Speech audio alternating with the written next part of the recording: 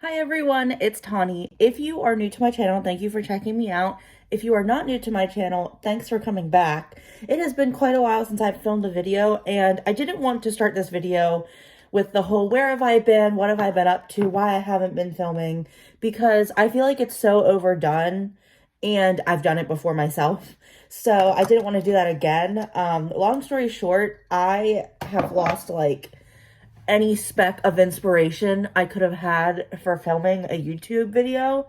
And I've been really working on trying new things, trying to find new ways to do content, stuff that's not just me sitting down doing a get ready with me or trying new makeup. I really want to do more of like using my stash and coming up with new looks, whether I'm like copying someone else's, of course giving credit, and I don't know. I'm just like kind of lost that like umph. And I hate to feel that way because then it's just like, then why the heck do you have a YouTube channel? You can't have a YouTube channel if you don't have that like desire and that drive to like film something. And it's not really so much that I don't want to film, it's just that I can't think of anything to film. And on top of that, my boyfriend and I have been spending more time together. Like, he's been staying over a lot more, so that takes away a lot of my filming time, because it's not like I have this soundproof box that I can go into to film.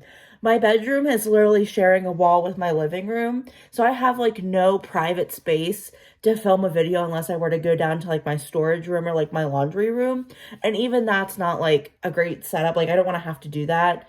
Man, I like that Power Grip Primer from e.l.f., but it makes my fingers so sticky. That one and their other bluish green one, oh, I just get so sticky after I use it. It's like, no. But I just personally feel uncomfortable whenever I'm like filming and he's like not that far away. Like, I've never done it around him. I did it around my ex a couple times, and he would like on purpose try to come in and like mess up my video, and at that time I didn't know how to edit, so I was just going like a straight shot of a video, and if he were to come in, I wouldn't like I'd have to scrap the video, and it'd be like a waste of like applying makeup, and it was like a really difficult process. And thank goodness I found out how to edit and like editing softwares that I can actually use and like that I know how to use, because that really made it so hard to have a YouTube channel and a roommate. And he was around like all the time because that was during lockdown. And now my boyfriend that I currently have, the better one, we've been talking about him moving in.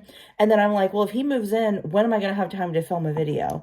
I might have to like binge film stuff and like get stuff ready like in advance, so that on the off chance that he's ever gone with his sister or away for some reason, that I can like film. But like, we spend so much time together when we are together that I feel like it's going to be difficult if he were to move in. I wouldn't be able to like have my alone time like I am right now to film a video.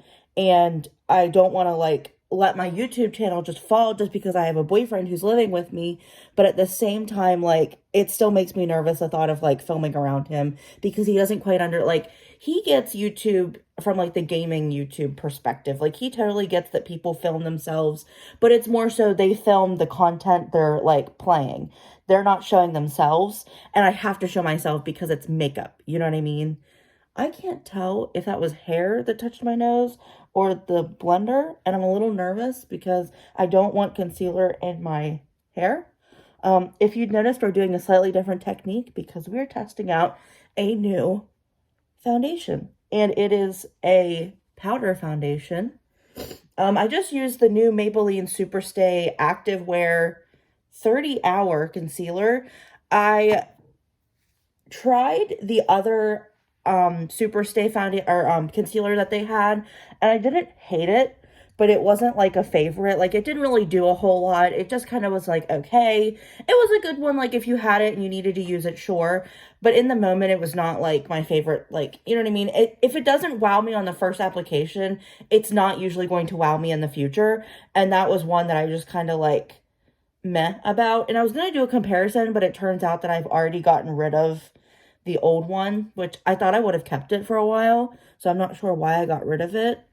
But I'm testing a couple things out today since I have the time to, and I'm tired of just seeing this makeup sitting here not used, because I was like either trying to film or just get a bunch of makeup together and blah, blah, blah. And it's just too much. So we're using the e.l.f. Camo Powder Foundation. I have the shade Fair 150C, which I believe is cool.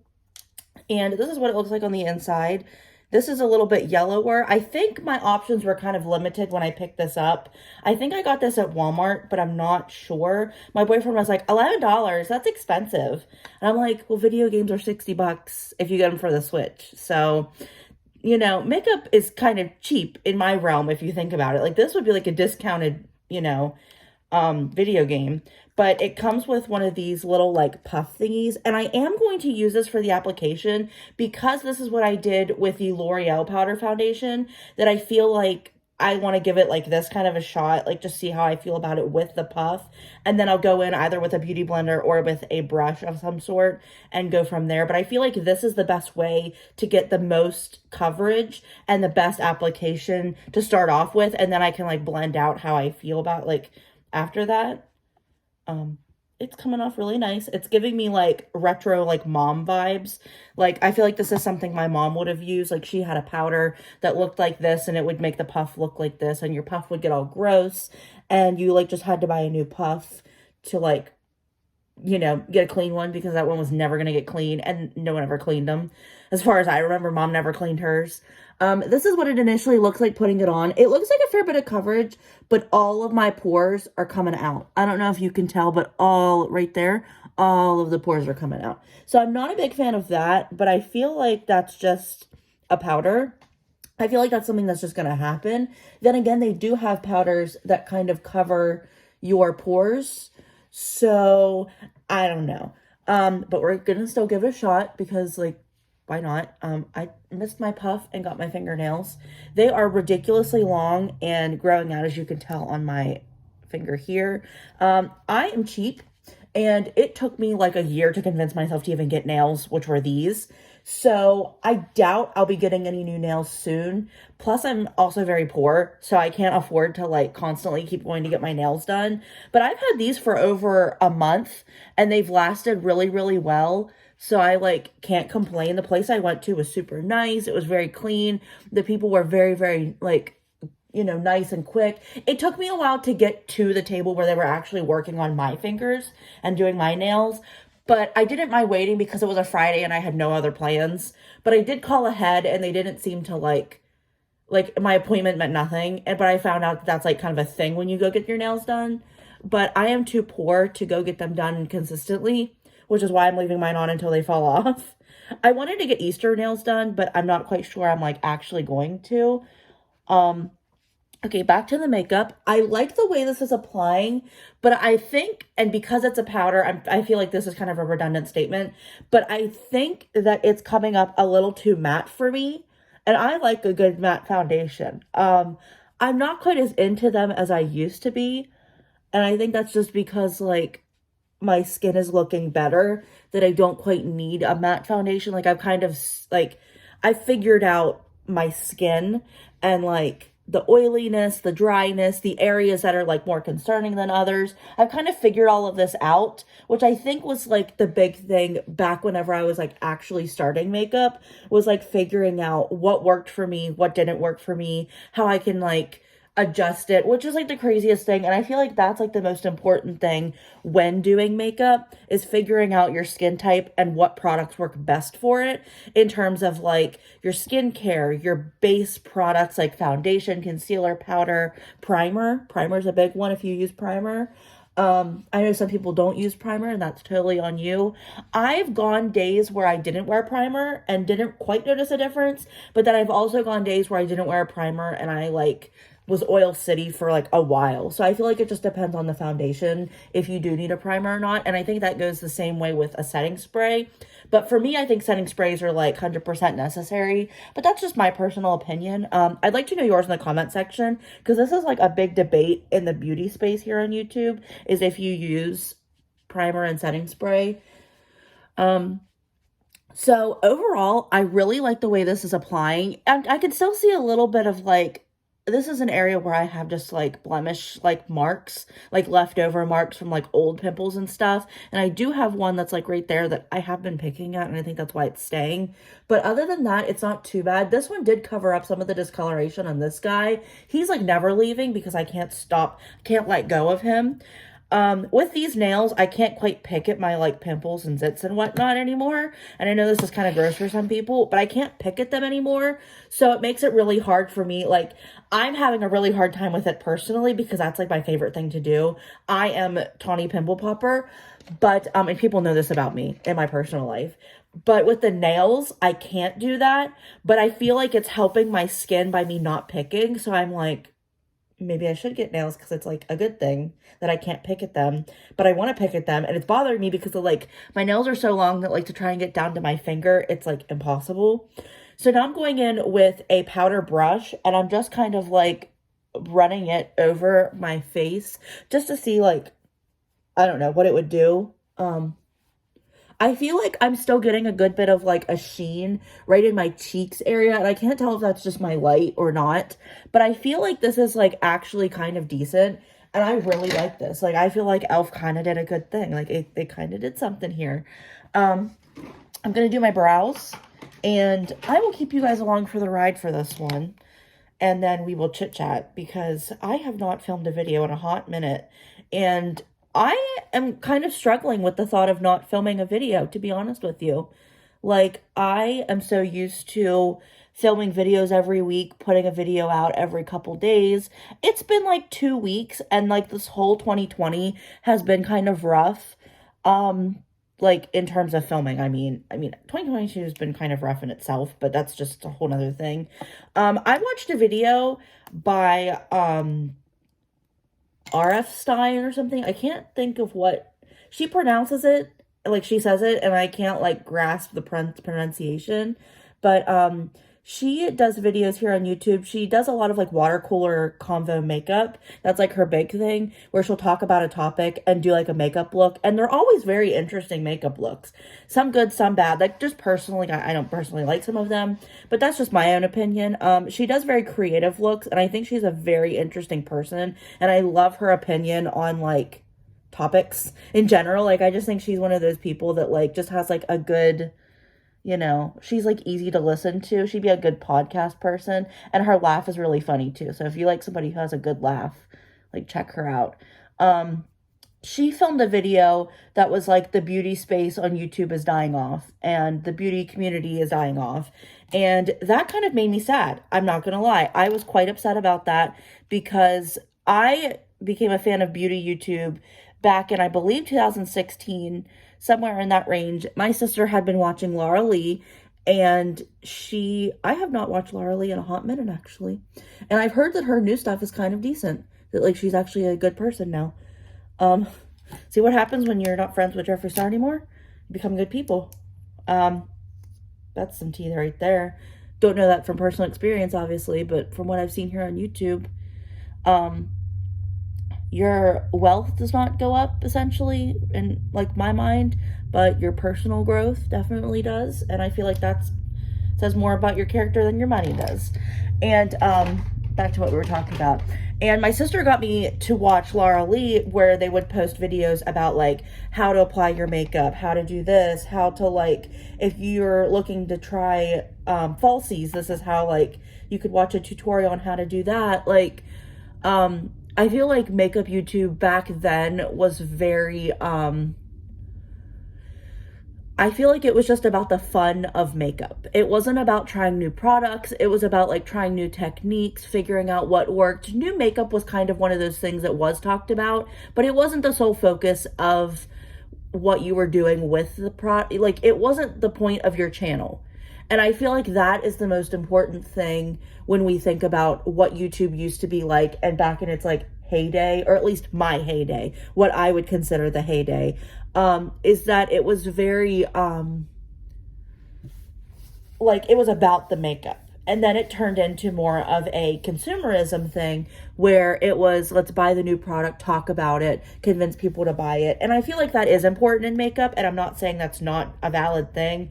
But personally for me, I feel like it really alienates a lot of people who can't afford to buy new makeup every couple weeks. Like when there is a new release and everyone's getting PR, and it's like, they're like, oh, go buy this, go buy this, go buy this. And it's like, I can barely afford to buy like food, and you want me to go buy every new makeup release that's coming out? Like, I'm sorry, but that's just a little bit unreasonable. I'll be right back.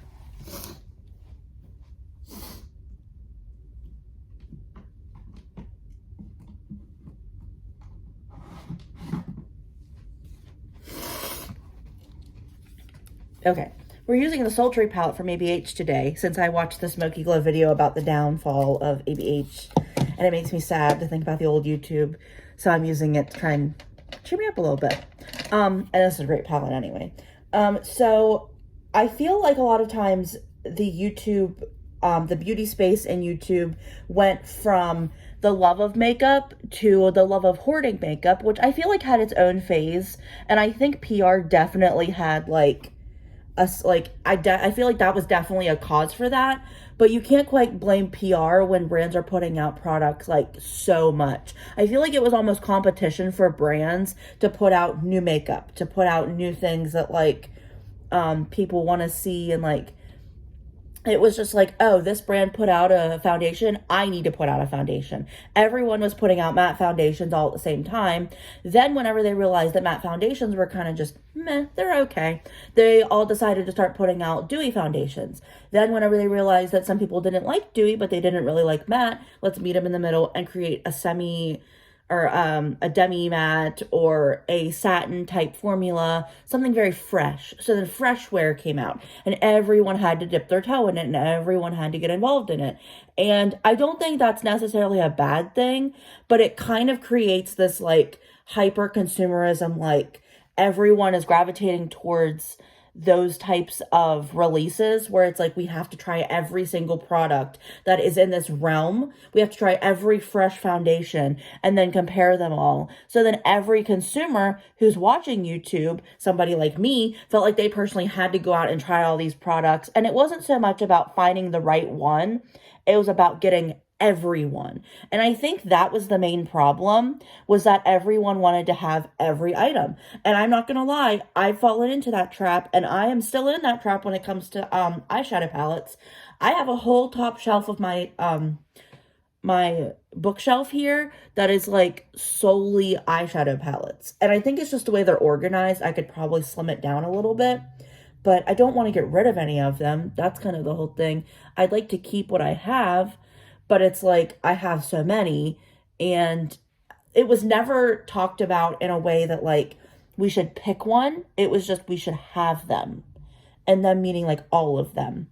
And I definitely think PR fed into that because, and I have a big gripe with PR in and of itself, and I think it's just the way that PR is done personally. In like PR gives, if you don't know what PR is, I forget, product review or something, I don't remember. It stands for something. That's not the point. But makeup influencers and other people here on YouTube, I know video game people get stuff like this. I know sometimes people in like the DIY space can get stuff from like Target, IKEA, places like that, Amazon, where you get products sent to you in the mail, and with the intent that the brand wants you to review them and give them like a good review. I know not always that's a good review, but most of the time they're expecting a good review, because I feel like 90% of the time brands put out items that they know and think will work in like the, you know, in the space that they're selling them. So they want someone to be the voice to sell them and to convince people to buy them, and that is YouTube, because I feel like YouTube is like exponentially cheaper than buying like a commercial space on TV. And let's get real, not a whole lot of people are watching TV right now that they're not like going to be seeing the newest eyeshadow palette on TV. YouTube is where they're getting that from, and I feel like a lot of brands took advantage of that in the heyday of PR, of posting about the brands and things like that. And I'm not saying PR is not relevant today. I think it's one of those things that it was definitely a big thing back in the day. Your favorite YouTuber would do like a PR unboxing. They would talk about the newest PR. They would do a full face of PR products. And it was just all about like the free makeup they got in the mail. Well, my biggest gripe with PR was always that the makeup influencer who has the money, who's getting the money from YouTube, from ad revenue, from, you know, brand collaborations and deals and things like that, they were getting free makeup in the mail in return for a review, which I guess in turn would then pay them, but they were never buying the makeup. And then they were telling us we needed to go buy the makeup.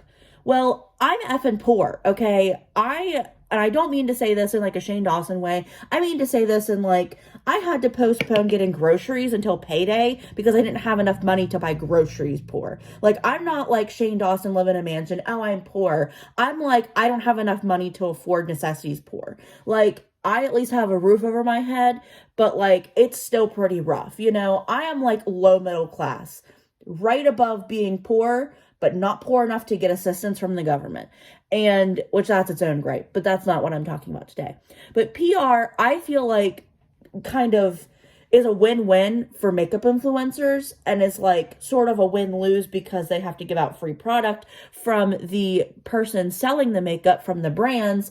And it is a lose-lose for us because we are the ones that end up having to shell out our money to buy all of these products that these influencers and brands are promoting, yet we're not getting any money for doing, like, you know what I mean? Like, we're not getting any kind of like kickback off of this. And I think that that was always my issue, was just that like we had to pay for it while these influencers who can actually afford it were getting it for free.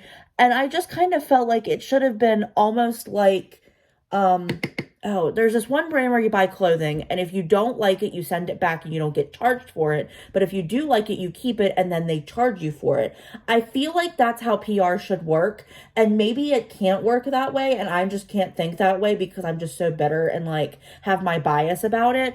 But I feel like it should be one of those things where the influencer should in some way have to pay for these products that they're promoting, because like, I shouldn't have to spend my hard-earned money to get makeup that an influencer, like, okay, this is sounding like a high horse thing, and I don't want to get to that point because it's not that, like, just don't buy the makeup.